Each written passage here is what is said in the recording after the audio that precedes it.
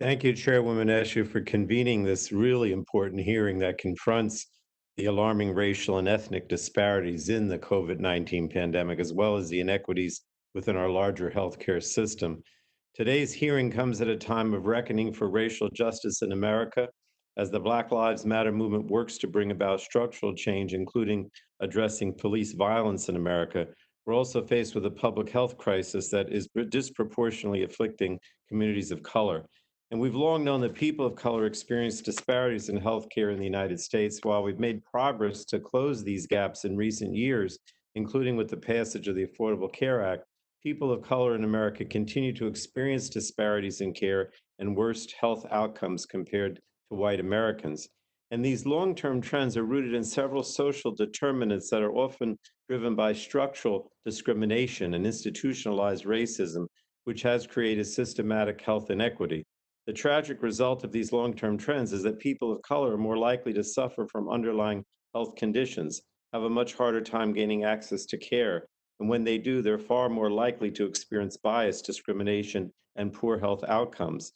And predictably, these factors left minority communities especially vulnerable to the COVID-19 pandemic.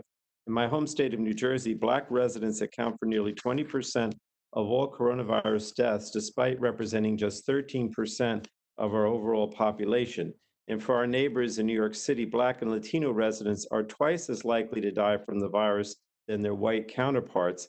Obviously, that's heartbreaking and demands urgent action from Congress and the administration.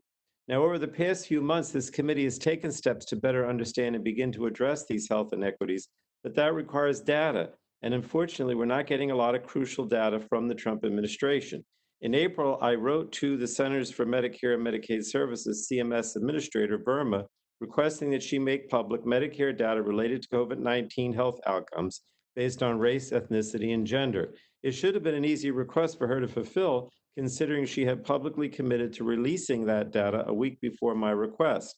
But CMS's claims data is uniquely insightful because of the agency's use of specific coding, which gives CMS access to information that could inform our efforts to improve health outcomes for communities of color.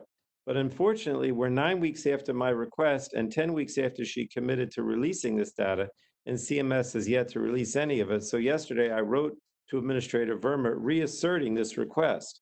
And data is so important to our understanding of disparities.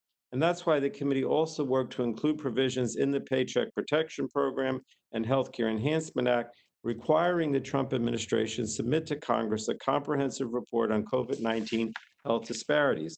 But unfortunately, instead of taking this congressional mandate seriously, the Trump administration submitted a 4-page document with a list of links to already publicly available web pages.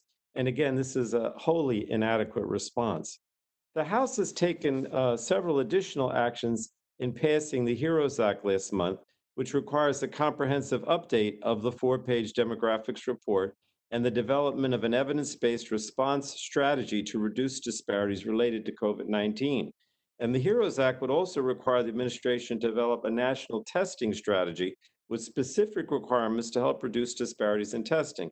But unfortunately, as you know, the Senate so far refuses to take action on the HEROES Act. We hope that they will. And finally, while I was glad to see that the Trump administration announced plans for more extensive demographic reporting on COVID-19 testing, I'm concerned that this is too little too late. These new reporting requirements will only go into full effect in August, which leaves me concerned that we may never have a complete understanding of the harm this virus has inflicted on communities of color during the first 6 months of this pandemic. So I'm hopeful that this hearing will help basically another step forward in better understanding and addressing these heartbreaking inequities with both COVID-19 and our overall healthcare system.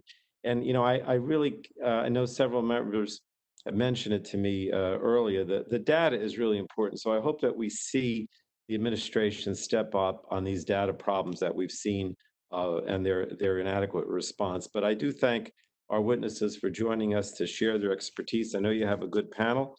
Look forward to the testimony. And again, thank you, Madam Chairwoman. And also thank you, Mike Burgess, as well, for putting this together.